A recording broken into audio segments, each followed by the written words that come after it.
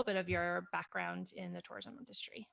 Okay, so yes, I'm Gabi. I am Brazilian, so if you hear an accent, that's why.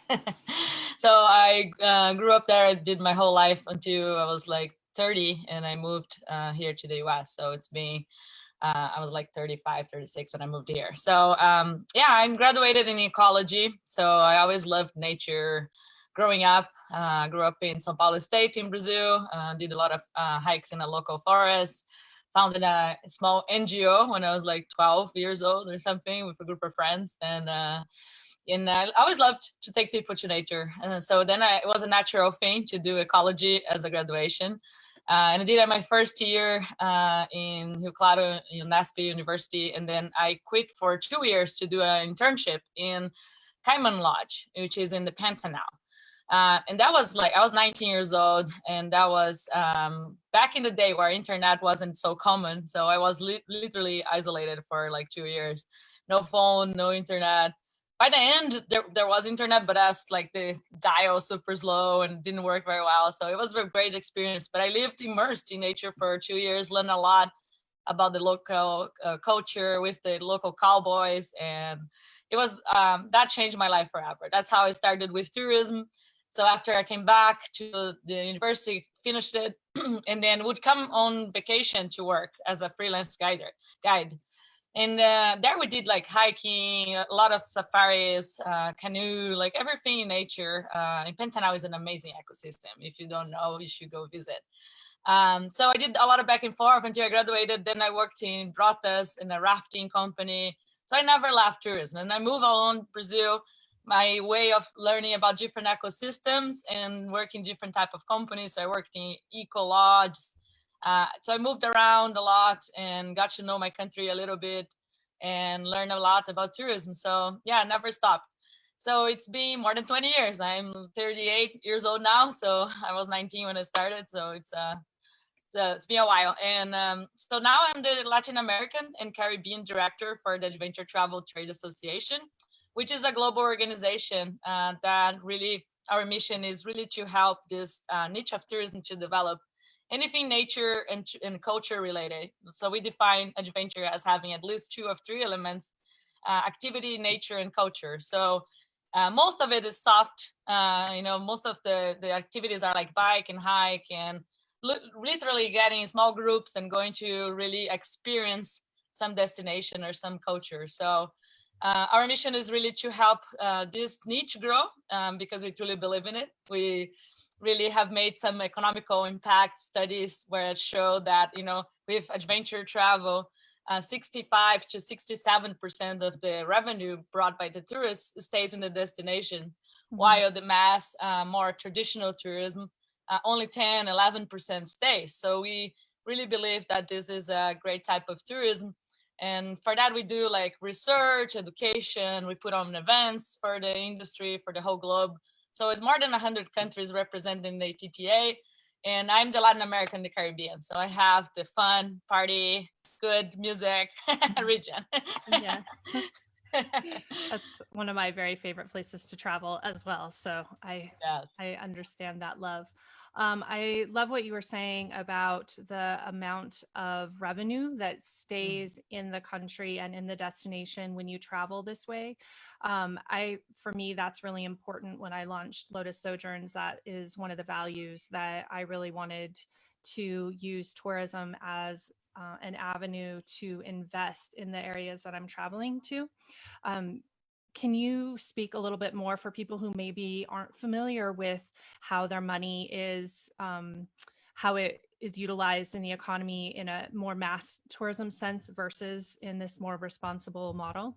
Totally. And I love that we start to think about that. The tourists were always like, I deserve this vacation. And we do, but also comes with a lot of responsibilities. In the tourism industry, we're called guests for a reason.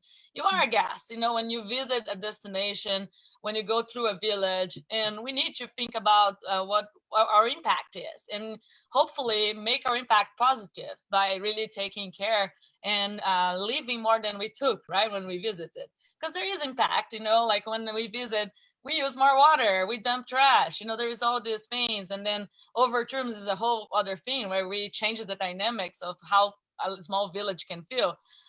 So it's good that we're starting to think like that, and I am really glad. So the really difference, I think, is one with the adventure travel, eco, and by the way, the names don't really matter. It's just like, just keep in mind we're talking about nature and culture-based tourism, which it could be called ecotourism, community-based tourism, rural. There are so many names, and we just say vacation, right, when we travel. Right. So it doesn't really, don't get hooked up on the name, but just know what I'm talking about is like the more small groups, nature related, culture, where the experience really matters. So what I said with small groups is the big difference too. So usually we go to off the beaten path destinations in smaller groups with a guide that is taking us to experience something.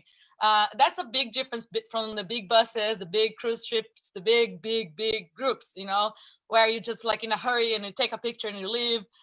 So it's a more deeper connection and a more slow pace, but smaller groups. And then you stay usually in more our homestays or boutique hotels, smaller, because you want that experience. So that's the big difference. So the money usually stays more in the community, helps a lot, you know, generate more jobs. We also could prove that generates a little bit more jobs than the traditional.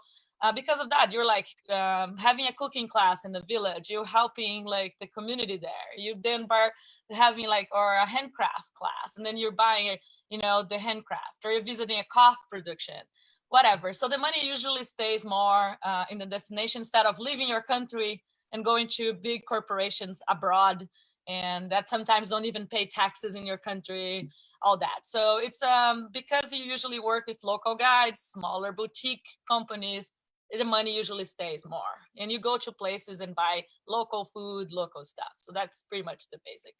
Yeah, I think that's such an interesting thing to bring up, because a lot of people, when they hear about, and I kind of use the word conscious or intentional travel to kind of encapsulate all of the different things that people think of. But easy steps that I always say are looking, like you said, for a smaller hotel, a local hotel, because it is staying in that economy. A lot of times, I think people just aren't aware that if they're staying at a Hilton or Marriott or like a larger chain hotel, the money just doesn't sit in the country and the economy the same way. It's leaving back to wherever the parent company is from. So that really helps. And visiting local restaurants, not only are you supporting them, but then you, like you said, you're really authentically connecting to the culture by enjoying a traditional meal in a traditional style. And for me, I know when I first started traveling a little bit more adventurous and engaging in community, it might have felt intimidating. But now I'm really disappointed if I don't have that experience, because I feel like I'm being robbed of actually being within the destination. And that's what I want when I travel. So I love that it fills me up, but it's also rewarding to the place where I'm visiting. So I think it is really beneficial on both sides. Yeah, it's great to see how people start owning their own and having more pride to their, in a good way, about their culture and their history, you know, because sometimes I've seen this a lot in my travels, where people don't put value on their culture and their traditions. They think, oh yeah, we always do this. Or, you know, their food, even like there is like mango falling in a square in Latin America all the time, and people are like, yeah, it's just mango, you know. And then you go, like, you live here, and then you're like, I miss those mangoes, you know, like, and and then I come there and I'm like, oh my God, you guys, do you know you have this mango tree right here? And they're like, oh. And I live traditions too, like the music, the food, everything. And I love that too. And people take ownership about who they are and what define them. And we always talk about that, like nature. It's amazing and I love it, but it's also like there are beautiful waterfalls everywhere and beautiful, like, what make a destination truly special is that cultural interaction and learning about people culture. That's what put some, you know, places on the map. So having that pride to be like, okay, I'm Brazilian, like, you know, I own it, and you know, it's not perfect, not saying I'm better than anybody, but I own this. And I see that transformation in the local culture too, you know, because especially in rural communities, they were like poor, right? They don't live in the city, which is changing now. Like a lot of people are actually leaving the big cities and going live in the field, and understanding that the nature relation is actually a very rich experience that we all have. So it's good.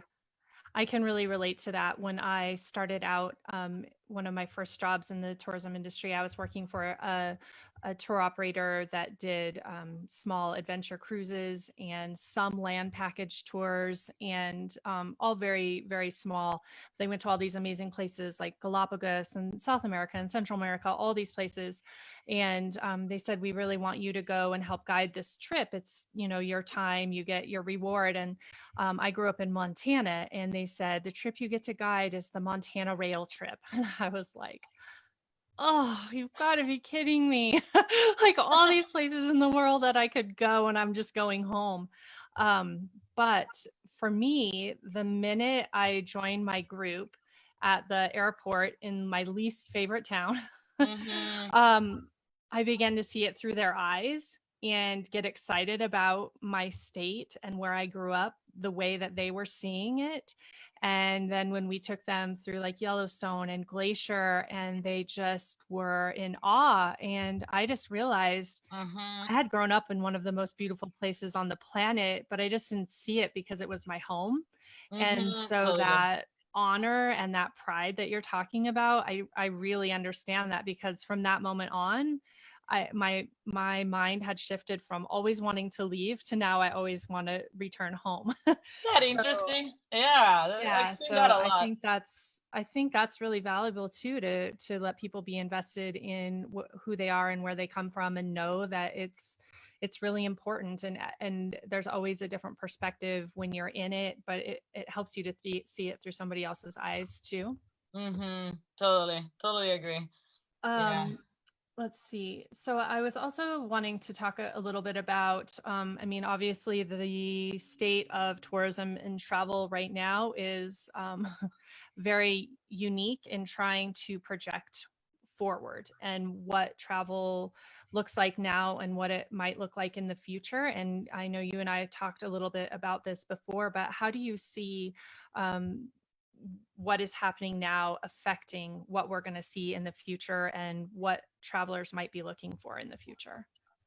I think it will vary a little bit on the type of person and what they and where they're from and their life experiences, right? Like if a person was already very nervous about going abroad, and I've heard people like, I don't travel to countries that don't speak English, for example. There are people like that, while I'm not that afraid. So it depends on the personality, but I think fear is a big word.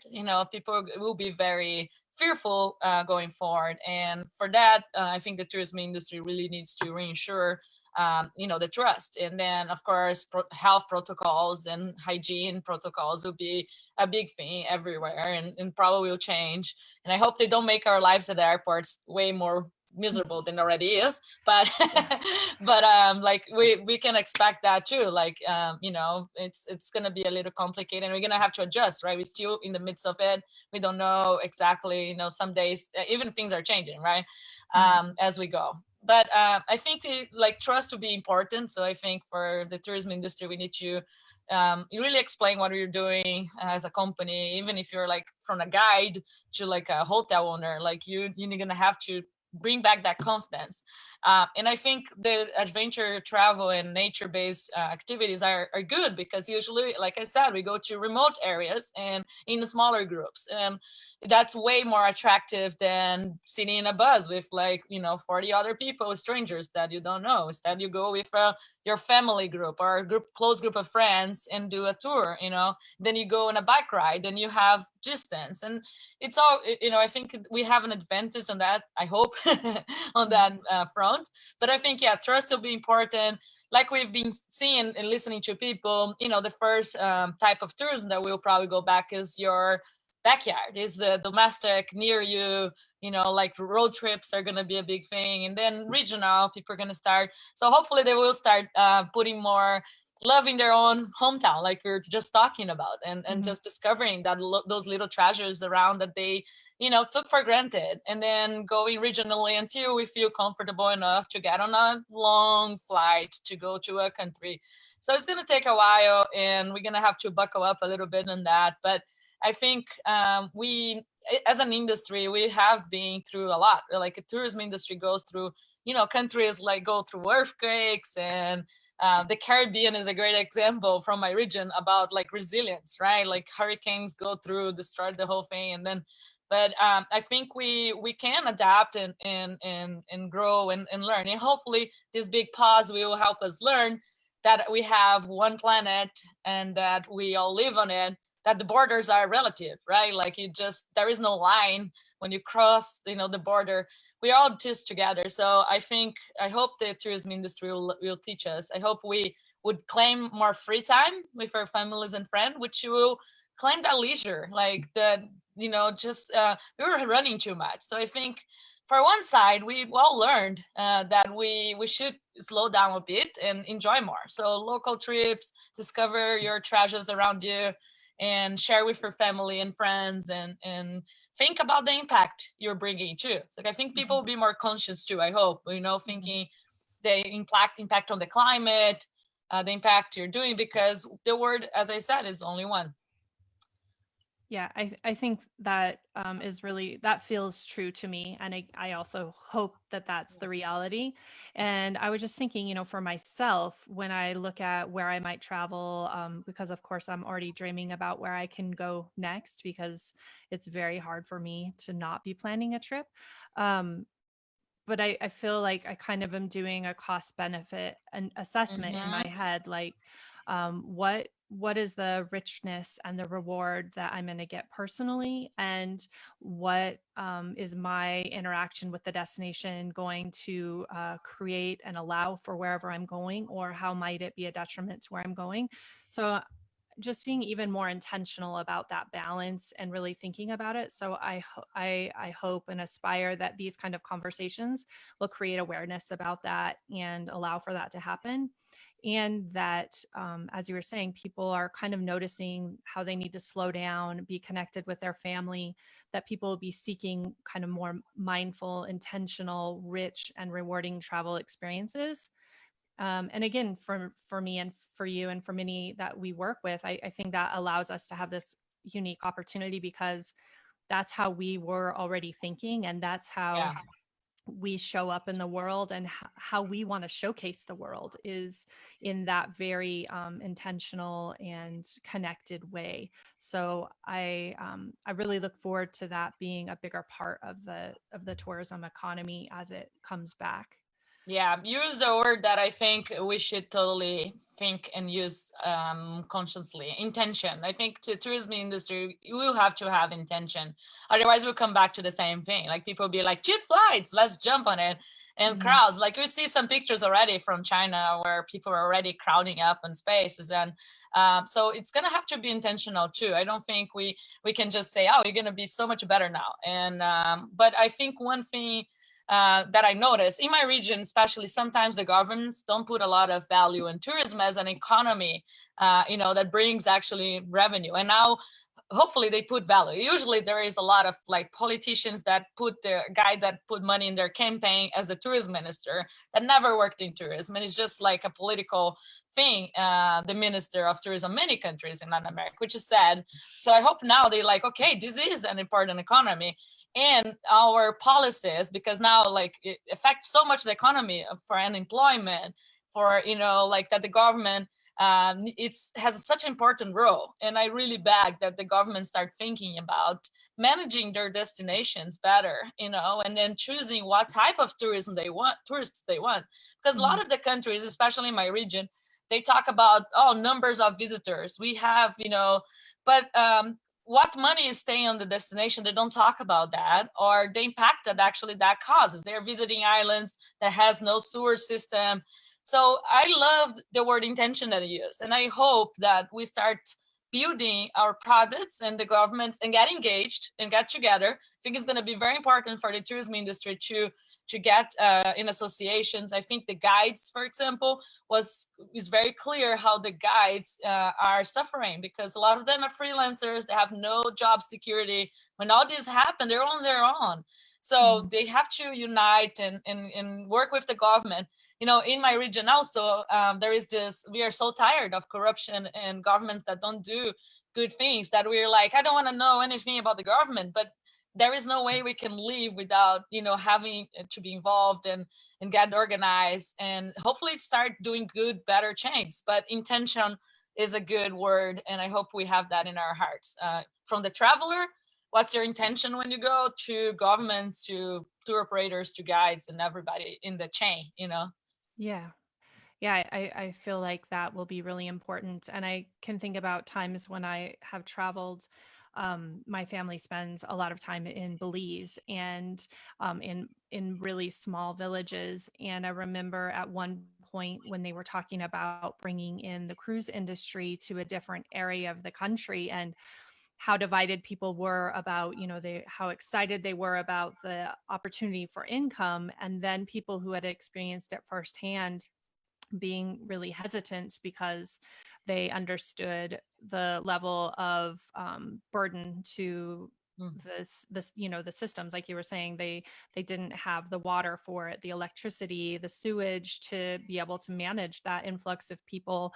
And then also really understanding how that money might even come, because often travelers are really guided towards vetted vendors, or towards vendors that have actually been put in place by the cruise company. And it's like an illusion of economic, you know, of influx of cash from that industry. But it's really hard. I guess what I'm saying, like, there's this vision of grandeur and excitement that happens when you think about it, but it's not always explained really clearly all the way down, or people don't understand the full benefit. So I think that intentional conversation, and where we are in close contact with a lot of small operators and guides and businesses, to just start conversations so that they can empower themselves and stand up for what they need. I mean, they know best how to ask for what they need in their communities, and what they would like to see, and what would serve them. So for me, I get really excited about that, because I think those conversations are so great. And when we open up that window and that place for that to happen, we learn so much from who we're working with. And I'm sure for you, that's a really unique perspective, because you started there. Like, you started in that little tiny operator with no internet, and you know what that looks like and feels like. And now you're kind of on the other side, being an advocate for them in this association. So I think that I love how you have like a full circle vantage point for what that looks and feels like. It's so interesting what you said, because we're some of us were taking the human element out of the tourism industry, right? Like, it just, you go to your room is clean. It's not magic. Like, there was somebody that went there and cleaned it up. And even if you are in an all-inclusive bubble resort, most of the employees that come in to clean your room live in the village outside.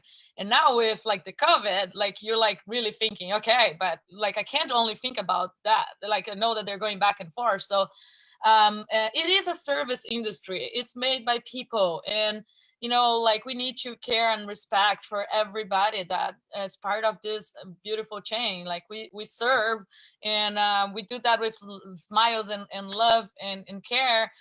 But we need to be protected as an industry, and need to be, the tourists can just walk in and out without thinking that there are a lot of people and families that depend on that live through that. That's their backyard, you know, like like I said, the all-inclusive resort, the beach was their playground, and they grew up there. And how much are we stopping them from being able to do that? So really think about the impact, and just remember, behind the tourism industry, there are tons of people. And we need to think about them and care and be nice and look at them, because people, they don't see, sometimes they don't see the maids, the waiters, they don't see the maintenance guy in a hotel, they don't see people. They walk through them on the alleys and don't say good morning. And even it's just like, come on, people. I hope this has brought us some humbleness and some conscience that we are people and we are trying to make a living and go back to our families and provide, we're all basic humans, right? Yeah. I think that ties really well. We had been talking a little bit before, but about community-based tourism, or really strategically using tourism as a tool for investment in communities. And I know that we both have an aligned passion for what that means for women in rural communities. I don't know if you want to share a little bit about your vision with that. Yes, totally. I think tourism has been always a very male-oriented industry, especially on decision-making and big corporations, mass tourism especially too. Like when we did all our studies, we could see that more jobs were generated and more jobs for women were generated, because you're going through the communities, you're staying sometimes in a small boutique, you're buying handcrafts, you're learning a cooking class. And not only that, but also women have in communities a voice, and they have decision making, they have leadership in most of the communities. And I've seen, and I've been through like talking to ministers, and you go to like tourism events, it's a bunch of suits and a bunch of guys, and then you see one woman here over there. It's a very male oriented industry, even though it's a service industry, and like naturally women, we are so powerful, and we can lead, we can host, we can it's just so much for the industry to learn from us. So equal pay is definitely a problem in the tourism industry, and so I think we need to start thinking about that and changing those things too, with intention again, and just being aware that we shouldn't just have like low pay income in the tourism industry. Women, we are equals, and we can do every type. We can be ministers of tourism, we can be presidents, we can be director of a big hotel chain, and whatever, why not? And not being looked down or getting less paid. So tourism can be a tool for that, but again we're gonna need the intention again. So yes, let's and there are beautiful projects. There are tons of beautiful in Brazil. We have tons of beautiful community-based tourism. Peru is a great example, where you see the empowerment of women and how that has changed the economy, and leadership examples and how that changed. It's proven so many studies that if you have more women in leadership in your company, in any type of business, you do better. So stop being so macho and bring women in. Yeah, I have definitely noticed that myself. I mean, I have been in different areas of the tourism industry for almost 20 years, and I have definitely felt that moment, especially when I was younger and not as confident, walking into a room of all men in suits and just wondering if I belong there, which is really difficult, and having to overcome that. And I do feel really blessed that I'm in the segment that we're in, where I feel like this kind of more conscious brand of tourism is much more open to supporting women in the industry. But I also remember, and I think you and I talked about this, the first time that I went to the Adventure Travel Summit, and there was two women that got up and spoke, and it was the first time that I actually could envision myself as a leader in the industry, and really hadn't seen anyone that I could look up to in that way. And I just, it finally gave me permission to even dream it. So I think totally. I've had experiences where I wasn't being heard, because they were asking my colleague, which was a guy, and the guy actually, to his credit, and was like, no, you should ask her. She knows more than this element than I do. And the people are like, okay, and like listen to me for a second, and went back to the guy, and I've seen that happen. And I think it's an invitation for the guys out there too, like to be aware, and what my colleague did to me, and actually empowered me in front of these other people, you should be doing too. And just noticing those things, because it's so like inside our cultures now that, especially in some regions of the world, which is more that it's normal, like to don't let the women have a voice, or don't pay them the same, or just don't treat them as equals. And again, the intention word, I think that's the word of our talk today, if I had to summarize. I hope guys out there have the intention to keep an eye and looking around if your colleagues, your female colleagues, are being treated right with respect and being listened to, and not main explained and all those things, just like really giving them the voice. And I think I see that more in community-based and last masterism, but we all should learn, and we all go back and forth, and we all make mistakes, but intention, just have that in the back of your head, say, all right, I'll keep a look. Yeah. I think it's a really important conversation, and I was already dreaming that my season 2 of the Soul of Travel, I think I really would love to focus on women in the industry in all different facets, from all over the supply chain, and what that experience looks like, and how tourism is used as a tool to empower women in other countries, because that is one of the things that I really focus on within my trips, and connecting with artisans and meeting with women around the world to create a connected community of women. That's my passion. And I hadn't really even thought to tie the two together until you and I talked prior to this call. So I love that. I'm already so excited for the next round.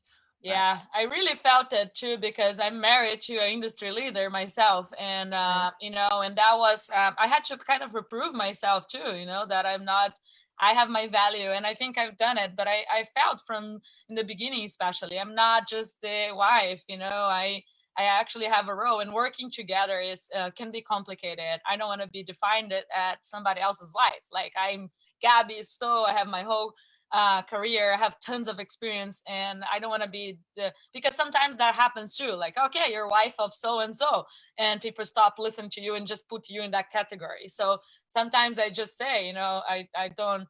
I introduce myself without saying, like, because sometimes it derails the conversation. People stop listening to me. So I have to prove, but I think just keep working hard for the women out there. Just believe in yourself, don't give up, and just keep, because the best way to show is not even to brag about how good you are. It's just do it, and it's gonna show up. It's gonna show up with time. Just be patient, don't give up, and people will learn that you have your value, and you have your voice, and you have your knowledge. So yeah. So one of the other things that I really wanted this interview series to showcase is the power of travel, and the power it has for connection and transformation. And I was just wondering if you might share with us one travel experience that you think would really resonate with people, or that impacted you in a great way.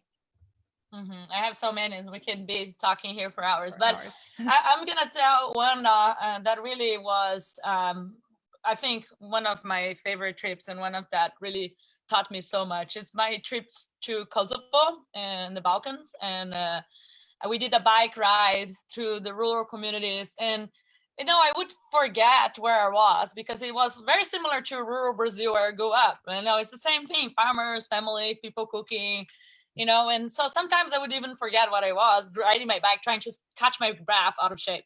So I was like, all right. And then I would see like a village cemetery, and that my guide went through, the 1999 massacre that happened in the Balkans, and that was so close to them. And I was really ignorant I knew about the Kosovo War and everything, but I didn't. Brazil is such a peaceful country. We in war, like, okay, even to protest the president out, we do parties on the street. But so the war for me is such a foreign concept that it was really humbling to know. And our guide was brilliant and really good, and he was explaining all the history, and I googled all the history in between, like Serbia, Kosovo, Albania, and I was like, I felt so ignorant about the details. But it was also humbling to understand, like, those are families, those are people, the fact of the war in their community, the multi-generation. That guy was saying, like, I'm trying to teach my son not to hate the neighbors anymore. And he's like third generation after it, and still it's so deep in their culture. So that was a really humbling trip, and really transformative, because I really understood the impact of the war, but also the humanity, that people are just humans. Literally, you can cross the street and go to, feels like a different neighborhood, and is a different type of religion, is a different type of language, is a different flag. And that was so, but it's all people, and they're all neighbors, literally. And what's a trip that changed my life in that element of putting me in the context of how we are so different and so common, that we all need the basic things. And how, of course, when we can't get along and we can have a health dialogue, we can do ugly things to each other that are unnecessary. One of the most special moments of that trip was actually, so we did the whole Balkan, not the whole, but a lot of the Balkans. And then my last time was in Albania, and I was walking tired, like was the end of the day, needed a coffee, couldn't speak the language. There was this community, this village, this older guy, shepherd. And so I was asking him if there was coffee anywhere. There was nothing. And he trying to communicate with me. And then his wife came along and they brought us to their house and we had coffee. They made like the coffee for us and pointed pictures with no language at all. But they're showing pictures of their kids. We talk, like I said, Brazil, they like soccer, of course. I always hear that. Pelé, Pelé. And we had a lovely coffee together. Of course, they didn't charge us. And that was just like comforting to know, like we are all the same. Like I said before, the borders don't matter. We all need shelter, love, family. We need to provide. That's it. And the more we travel, the more you connect with people and you understand that you're not better than anybody, that, we have a lot to learn from those people. So that's one of the examples, but that was still one of my favorite trips. And again, I'm like, oh man, I'm so ignorant. I always feel ignorant when I travel, but that's why I want to travel more, because I learned so much about culture and about, like history and about those places. So that's a small example. But if you haven't been to the Balkans, go. It's definitely a great area. Nature is amazing. Food is delicious and people are kind and it's great. Yeah. I would definitely love to. I really feel like everywhere I want to go, but I have heard such great stories from that area as well. And I think that what you were saying about that moment when you really connect as just brothers and sisters of the human race is, for me, always, it's just that humbling, even moment where you just feel different. And that is always my favorite part of traveling, no matter where I am. Like, I just feel like I've been given that gift over and over, where I just pause and I just get to share space really beautifully with whomever I'm connecting with. And I always feel like that's the biggest gift that they give me and that I can receive. And that's what I really try to offer and create on the experiences that I offer, as well as just moments where that might be able to happen. And obviously, we have to be open to it. But I think it's the most powerful thing that travel offers. And like you were saying, even people who travel all the time, and I've traveled, with people who've been in the industry for 40 years, and I swear they've been on every inch of this planet, and you still sometimes watch them have that moment where they are like, wow, I don't know anything. Like, I can't believe I didn't know this. You set out so confident, like as you get on the airplane and you're like, I'm gonna take this trip, take charge of this experience. And like the minute your feet hit the soil, you realize you were wrong in the best way. Always. I feel like always, it begins that minute, like the trip starts to teach you and to give you the lessons that are waiting for you. And I just think that's so powerful and really important when you, again, I think when you set the intention to be really immersed in your journey and your experience, then you create more room for that to happen. So exactly. Just be respectful, be open, right? Be humble about it. Just be aware that you are a guest in those people's areas and villages and whatnot, and be very, very open to. But usually 99% of the time, you're going to have people so kind to you that it's going to blow your mind. It's amazing. Like I've been to communities where from outside they look poor or whatnot, and they're like sharing, they're bringing you in for a meal, they are giving you something, they're exchanging hats with you, and just so proud to show where they live and what they do, and that's so beautiful. I think even people are asking a lot, like, will the virtual experience substitute a real trip? I don't think so, because you can create that, the smells, the heat, the hug, the sharing, the flavor of the food. It can be a tool for sure, but I don't think it will ever, because the immersion is what does a lot of the transformation when you travel, and just being part of that ecosystem, and the sounds and the birds and like everything, like it's the whole context that helps. So I think we need to go see it. And once you live that, that's the travel bug people say, once you had that transformation experience, see, there is no way I'm like, yeah, I'm done with it. I want more of that, and I want to know more and be less ignorant in the matter, in the true word, like not knowing things. Like I really want to know more, right? Mm-hmm. Yeah, it's definitely addicting, and but in the best way. So let me see if there was anything else that I specifically wanted to ask you. Well, I'll let you, if there's anything else that you wanted to share, but the other thing that I wanted to do is just make sure that allow space for if there's any way that people can support ATTA or organizations that you work with. I know there's so many people, obviously, that are really trying to keep their businesses alive, nonprofits that a lot of our companies support. I don't know if there's a resource or anything that you would like to share for our listeners that they can get in touch with you or in touch with to support directly. Definitely. So our industry has an organization called Adventure Travel Conservation Fund, which is a fund where a lot of the members donate for it. And that amount of money is usually used in projects all over the world related to adventure travel, community-based tourism, from structure to training to anything those projects need. So that's a great way to be involved if you want to donate there. And for like as a person, for everybody out there too, is just be more aware that the impact that you do when you travel, make conscious choices, even if they're not the cheapest ones.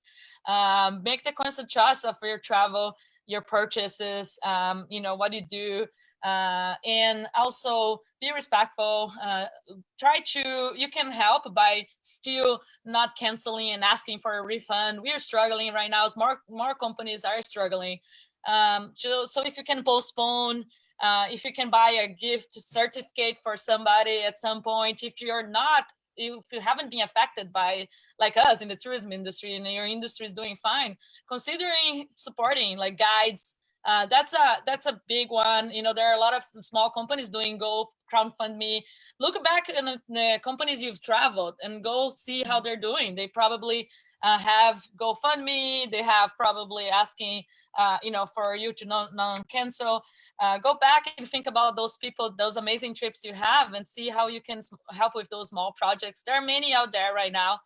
If you don't know any, go to our website or the Adventure Travel Conservation Fund website, and you can donate there. And it's a nonprofit. You can get all the benefits of the taxes part, and you're doing something good. But just be aware, think twice, and do some research. Ask the tough questions next time you travel. It's okay, because it is a privilege, to travel, and you should be a conscious traveler. So that's my invitation and my challenge. Be intentional in your thoughts when you travel. Excellent. Well, thank you so much. I have loved this conversation and have been looking forward to it for so long. So I'm grateful that this time is here. And thank you for spending a little bit of time with me and with everyone who's listening today. Yeah, if anybody wants to know more, talk to, please email me, Gabi@adventuretravel.biz. Happy to funnel you to. And if you want to know where to travel, ATTA is a global organization. If you're like, I really, really wanted to go to Papua New Guinea and I don't know anybody, we know somebody. So feel free to contact me. And as we are all brothers and sisters, like we talk. So happy to be here for you guys. Anything you need. And thank you for the opportunity. It was a fun interview. Thank you so much. I really appreciate it. Hope to see you soon. Okay, thank you. Stay healthy. Thank you. You too. Take care.